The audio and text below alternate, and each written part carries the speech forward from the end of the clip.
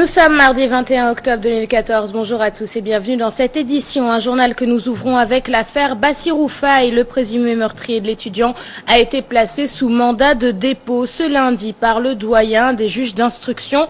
Tombongwali, un officier de police, est poursuivi pour homicide involontaire. D'après son avocat, Maître Bamba Cissé, il nie les faits qui lui sont reprochés. De l'affaire Bassirou Faye, nous passons au procès de Karim Wade et de ses co-accusés. Hier lundi, Cheikh Diallo, ancien directeur de CD Média, témoigne à charge contre Karim Wade. Il lui attribue dans ses déclarations la société CD Média, dont l'ancien ministre des Infrastructures est le seul propriétaire. Le quatrième témoin à comparaître devant la cour dans l'affaire Karim Wade n'a pas varié dans ses réponses. C'est un récit signé Adi Atala. Le récit d'Adi Atala est-il là? Non, il ne l'est pas. Eh bien, j'ai mieux pour vous, mesdames et messieurs. Nous allons prendre Adi Atala au téléphone. Adi Atala, bonjour. Bonjour Léa. Adi Atala, à quoi est-ce qu'on peut s'attendre pour cette journée d'audience du mardi 21 octobre? Oui, au moment où je vous parle, Cheikh Diallo vient d'arriver à la barre. Vous savez, les témoins n'ont pas le droit de rester dans la salle d'audience tant qu'ils ne sont pas appelés par le président de la Cour pour ne pas influencer ou orienter leurs réponses. Ils se retirent dans la salle qui leur est réservée. Donc ce matin, l'ancien conseiller en communication de Karim Wade devra répondre aux questions des avocats de la défense qui ne vont sûrement pas le ménager après avoir entendu ces déclarations d'hier qui n'ont fait qu'enfoncer leur client Karim Wade et dans une certaine mesure aussi les accabler. Quand Cheikh Diallo déclare avoir reçu une mise en demeure de Maître Ciré Clédorni, Seydou Diagne et Demba Ciré Bathily, lui demandant de confirmer que CD Média lui appartenaient. Circonspect, c'est à ce moment que le témoin, selon ses propos, a décidé de dire la vérité sur le principal actionnaire du groupe de presse, qui n'est personne d'autre que Karim Wade, même si ce dernier lui a cédé 30% de ses actions. Le témoin Cheikh Diallo dans l'affaire Karim Wade, qui a été constant et précis hier, va-t-il maintenir la même position aujourd'hui en répondant aux interrogations de la défense? C'est une question que certains se posent et ils attendent aussi impatiemment la confrontation entre Karim Wade et Cheikh Diallo à la fin de l'interrogatoire du témoin. Cheikh Diallo aujourd'hui, il a arboré la même tenue qu'hier, un ensemble saharien blanc et une écharpe de même couleur avec un air vraiment serein. Les écharpes blanches aussi ont été agitées par quelques militants du Parti démocratique sénégalais à l'arrivée de Karim Wade sous bonne escorte à 9h53 dans le box pour lui manifester leur soutien et clamer son innocence. Nous reviendrons sur tout ça, les Ndiaye, sur le déroulement de l'audience à 13h. Merci beaucoup Adi Atala, comme tous les matins, pour toutes ces précieuses informations. Rappelons que le président de la Cour spéciale, Henri Grégoire Diop, a annoncé au cours de l'audience d'hier la présence d'une commission rogatoire internationale à Singapour pour enquêter sur les 47 milliards attribués à Karim Wade par Pape Alborindao.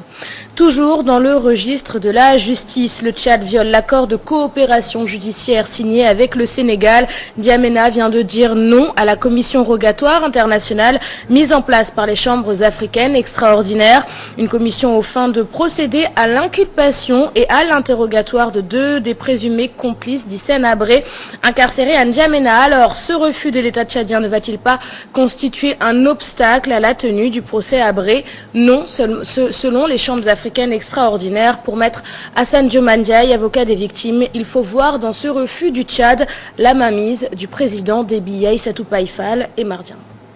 Va-t-on vers une impasse concernant la tenue du procès d'Hissène Habré? Oui, aux yeux de certains, après le refus de coopération du Tchad avec les chambres africaines extraordinaires qui souhaitent l'inculpation et l'interrogatoire de deux présumés complices de Habré. Il faut simplement dire que ça retarde un peu l'instruction, mais ça ne peut pas la bloquer, parce que ce n'est pas le seul élément, voyez, de l'instruction. C'est un aspect. Pour l'instant, ce sont les autorités judiciaires qui ont exprimé une position. Maintenant, on verra si les efforts qui seront déployés bientôt par l'Union africaine sont couronnés de succès. Cela veut dire que, bon, les autorités tchadiennes auront pris la bonne décision et l'instruction va se poursuivre. Monsieur Hassan Diomandiaye, avocat des victimes de l'ex-homme fort du Tchad, est du même avis. Le refus de N'Djamena ne peut pas plomber la tenue du procès. À l'en croire, il y a une mainmise du président Déby dans cette démarche de la justice tchadienne. M. Déby sait aujourd'hui que les chambres africaines échappent à l'État du Tchad. Donc aujourd'hui, ce qui se passe est simple. Dès lors qu'on ne peut pas contrôler, on ne collabore pas. Donc manifestement, M. Déby ne veut pas que la lumière éclate. Ça, c'est un constat qu'il faut faire. Pour rappel, l'instruction dans l'affaire Habré avait été prolongée de 8 mois et le transfèrement de 2 présumés complices de l'ancien président tchadien était l'une des raisons évoquées. Le procès Hissène Habré est de la pure comédie selon Maître El Hadji Diouf qui affirme en outre que le procès n'aura pas lieu. Selon l'avocat, les 2 co-accusés d'Habré ne répondront pas à leur convocation, une absence qui serait, selon Maître El Hadji Diouf, manigancée par le président Déby, lui-même impliqué dans cette affaire. Maître El Hadji Diouf, que je vous propose d'écouter, il est au micro de Nafissatou Sylla. Dans le cinéma, il n'y a jamais eu de dossier, il n'y a jamais eu de procédure. C'est Déby qui paye, qui a sorti ses milliards et qui n'a aucun respect pour le tribunal. Déby, lui, en tant qu'ex-patron des services de sécurité, pouvait bien superviser les tortures. Si torture il y a eu, et Déby, il est prudent.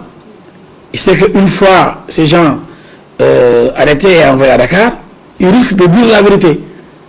Et s'ils disent la vérité, bonjour les dégâts pour M. Déby. Et après, donc, en ce moment-là, ne pourrait plus être poursuivi. Selon la constitution sénégalaise, seul le chef de l'État peut négocier et signer les engagements internationaux. Non, elles ne sont pas valables, elles sont nulles, donc réputées inexistantes et de nul effet. Et maintenant, elles n'ont pas de matière. La signature des accords de partenariat économique va impacter négativement sur l'agriculture sénégalaise. C'est du moins l'avis de Samba Gueye, président du CNCR. Ce dernier estime que l'ouverture du marché aux produits étrangers va entacher la compétitivité des produits locaux et risque de porter un sacré coup à l'agriculture familiale. Samba Gueye est au micro de Kodendia et nous l'écoutons. Les APE sont des accords de partenariat économique où en tout cas nous avons beaucoup travaillé au niveau de ces APE depuis presque des années. On avait réussi à tempérer les APE avec l'ancien président Abdoulaye Wade. Parce que si on ne protège pas, parce que l'effet que ça va constituer au niveau de nos pays, c'est parce qu'on ne pourra pas, quand on ouvre nos portes, on ne pourra pas plus tempérer la situation des pays européens, même des pays du Sud, parce qu'ils produisent plus que nous et il y a des moyens de protection chez eux. Parce que nous avons beaucoup de perméabilité au niveau de nos frontières. Donc, pour contrôler cela, c'est extrêmement difficile. Et parlons à présent d'une situation que de nombreux Sénégalais ont déjà vécue, celle de patienter des jours durant avant d'obtenir un document administratif. Un parcours du combattant souvent constaté au niveau des états civils, la cause des services administratifs qui tourneraient au ralenti. Mais pour Jean-Baptiste Diouf, maire de Grand Dakar, c'est la forte demande des populations qui explique cette situation. Maïmouna Ndiaye et Younous Diatta. Barreau en a marre des va-et-vient incessants dans sa commune d'arrondissement. Il n'arrive toujours pas à inscrire son enfant à l'école, faute d'extrait de naissance. Mon enfant, qui depuis des années, j'arrive à avoir ses papiers sans problème, sans difficulté. Aujourd'hui, je viens, on me dit que son nom ne figure pas dans les registres. Bon, ça m'étonne. On m'a dit de prendre ma photocopie, celle de mon épouse, et photocopie d'identité légalisée, et 2 autres pour des témoins. Et il me faut un ancien extrait du gosse avec tous ces papiers-là. Ils vont me faire un extrait, mais juste pour son inscription à l'école. Mais après ça, il faudra que je repasse encore pour aller au tribunal chercher une non-inscription, ainsi de suite.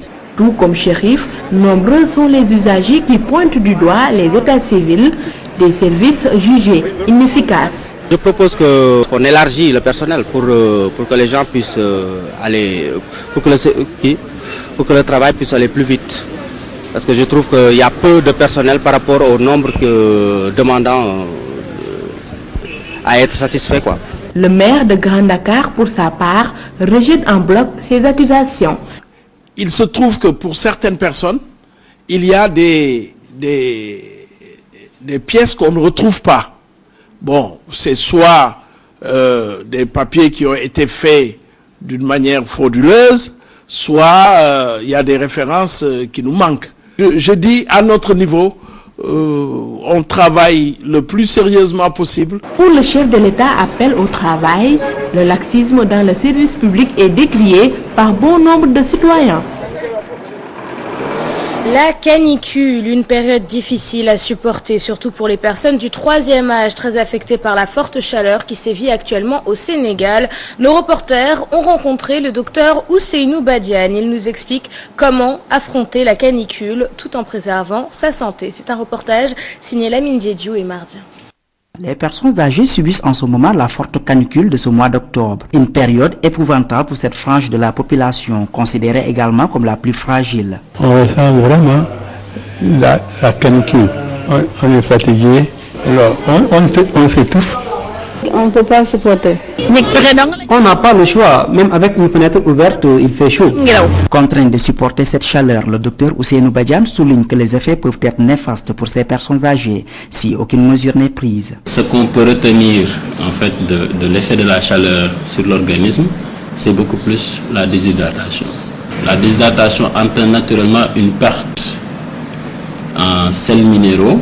Il est arrivé des cas où on a même rencontré carrément des troubles de la conscience, c'est-à-dire la personne qui peut perdre connaissance, la personne qui peut même entrer dans un coma. Toutefois, le docteur donne des conseils pour faire face à la chaleur et de s'éviter ainsi de fâcheuses conséquences. Il y a plusieurs moyens qui peuvent être utilisés, qui consistent surtout à éviter l'ensoleillement direct. Ensuite, il faut s'habiller avec des vêtements qui soient assez aérés pour permettre une bonne circulation en fait de la sudation.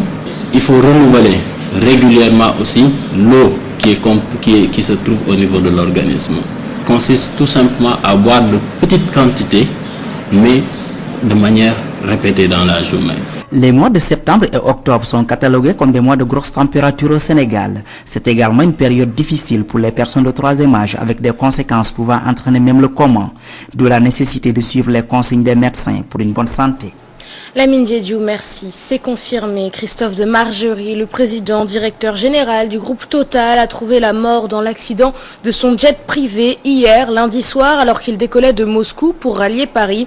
Un crash dans lequel les 3 membres de l'équipage ont également trouvé la mort. Selon les premières informations disponibles, l'appareil aurait heurté une déneigeuse au moment de décoller.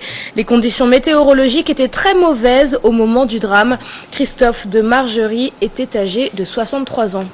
Actualité internationale toujours pour parler de l'affaire Oscar Pistorius. Le verdict vient de tomber 1 mois après avoir été reconnu coupable d'homicide involontaire. L'athlète paralympique a écopé d'une peine de 5 ans de prison. Il avait tué sa petite amie, le mannequin Reva Steenkamp, le 14 février 2013. Le sportif a en outre écopé de 3 ans de prison avec sursis pour usage d'armes à feu. C'est la fin de cette édition. Merci de l'avoir suivi. Prochain rendez-vous de la rédaction, le journal à 13h en Wolof. L'information en continu, c'est sur www.gfm.sn. Très bonne suite des programmes et excellente journée à tous. Au revoir.